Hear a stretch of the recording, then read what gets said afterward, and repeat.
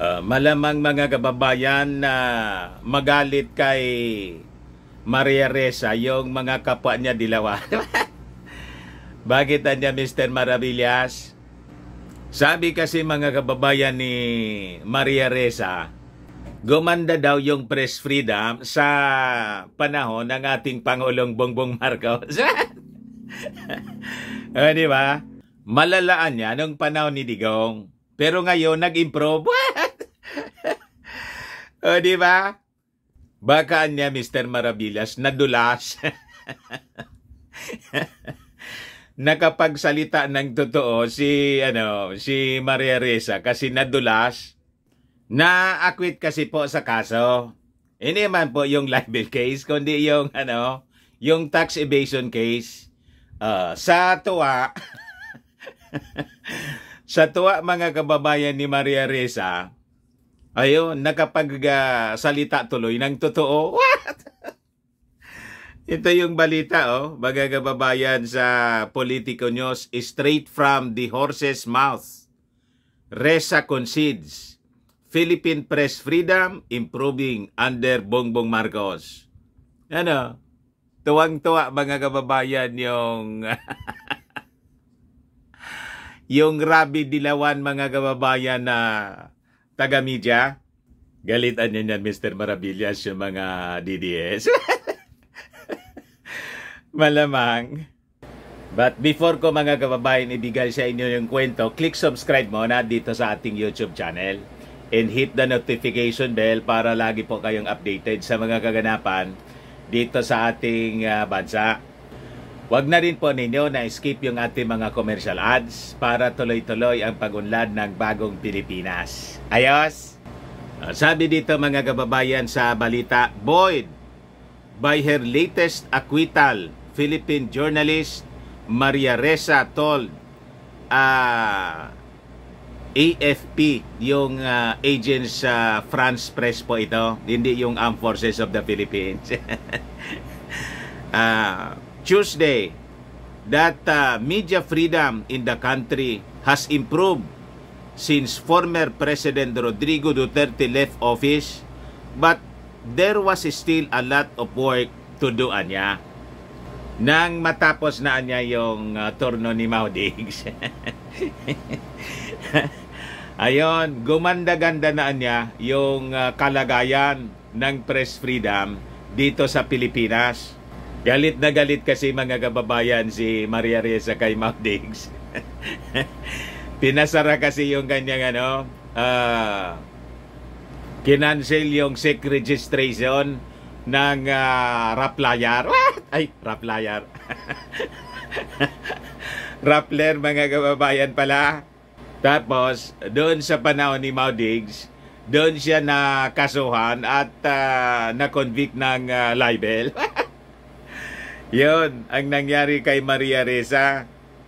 Sabi rito sa balita, Ressa, who was a vocal critic of Duterte in his deadly drug war, said the fear fostered by him had largely lifted since his successor Ferdinand Marcos took power in June 2022. So, ibig sabihin mga kababayan, yung takot na nararamdaman ng karamihan sa mga taga-media na wala na po. Ang totoo niyan, sila man lang po. Yung mga dilawang media man lang po. At yung takot, gawa-gawa man lang po nila. Di ba?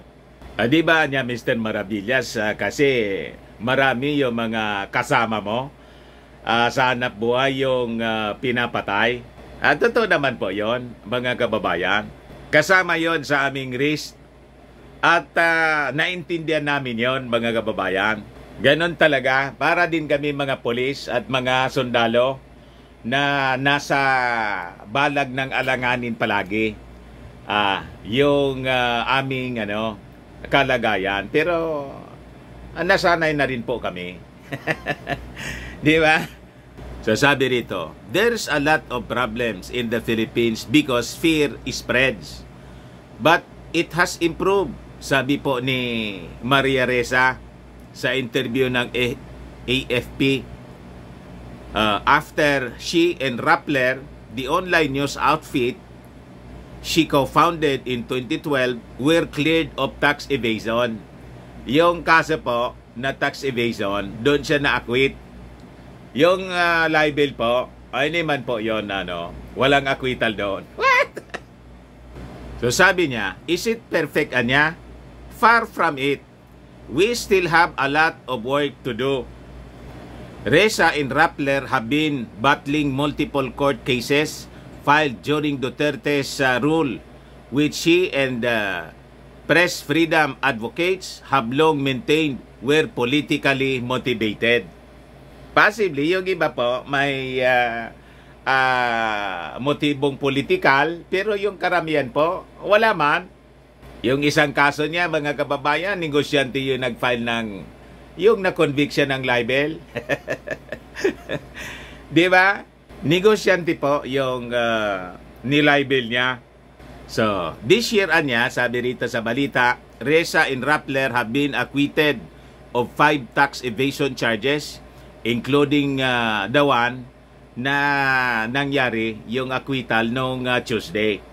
Nilabas yung desisyon, mga kababayan, para sa kanyang acquittal noong Tuesday.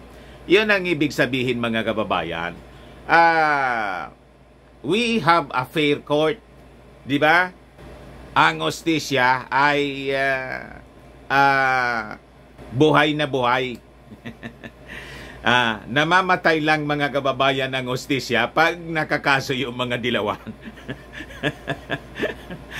Pero pag na-acquit yung mga dilawan, buhay.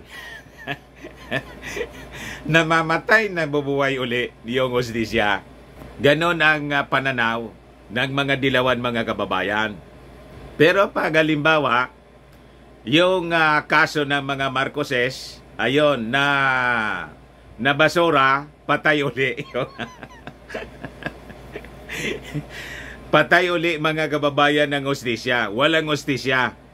Pero pag ganito, pabor sa dilawan, buhay na buhay niya, ayos. Ganon. They are still fighting 2 cases, including a cyber libel conviction. Ito yung sinasabi natin. That could put Reza behind bars for nearly 7 years. And another that could shut down Rappler. Pending pa po on appeal niya. Ito ang Rappler po, talagang dapat isara. Kasi propagandista, pati ako po, pinag-iinitan. Di ba? Many times, mga kababayan, pinact-check tayo. Ang pina-fact-check nila po, yung nagsasabi ng totoo. Pero pag nagpapakalat ng fake news, ayos, tuloyan niya. Igawan niya, Mr. Maravillas, baka i-fact-check ka na naman. Lagi man po, pina-fact-check nila. Pati nga yung TV5 at saka yung isa pa, nakalimutan ko yung isa pang fact-checker. Laging binabantayan, mga kababayan, yung ating mga uploads. So sabi niya rito, we are not out of the woods yet. Reza admitted likening the years-long legal battle to a war of attrition. Shortly after Tuesday's verdict was read out in court, a beaming Reza returned to Rappler's newsroom where she was greeted by clapping and cheering colleagues. Palakpakan yung mga dilawan. Di ba? So sabi niya rito, sabi dito, mga kababayan, Reza said, the fear that engulfed us during Duterte's rule had largely gone since Marcos took power. She attributed that to his desire to change that history of his family and vindicate their tarnished name. So, aminado siya, mga kababayan, na gumanda yung sitwasyon ng press freedom sa pag-upo ng ating Pangulong BBM. Malamang nadulas lang yung dila, mga kababayan, ni Maria Reza. Ba't ko anya nasabi yun? Di ba? But anyway, nasabi mo na, wala nang bawian, ha? Wala nang maniwala niyan sa iyo, lalo. Ayan man lang po, mga kababayan, baka lang gusto ninyo itong itry. Firmax Firming and Lifting Cream, pinapahid po sa mga pulses and affected area. Mainam po sa paninigas ng mga kaso-kasuan. Ito naman po, Automax Radiant Serum. Sa mukha naman yung application. Anti-aging po siya. You will look 10 years younger than your age. Sa mga cancer patients naman po, baka lang gusto niyo itong itry. Neng siya Red Mix Fruit Drink. Di man po siya gamot, food supplement siya. Kaya lang, gawa siya mga kababayan sa goji berry. Yung goji berry may anti-cancer properties. Ayos. O yung mga inquiries ninyo, dumiretso na lang kayo sa aming messenger sa Facebook para masagot namin agad. Ako po si Dante Maravillas. Bye-bye po. God bless.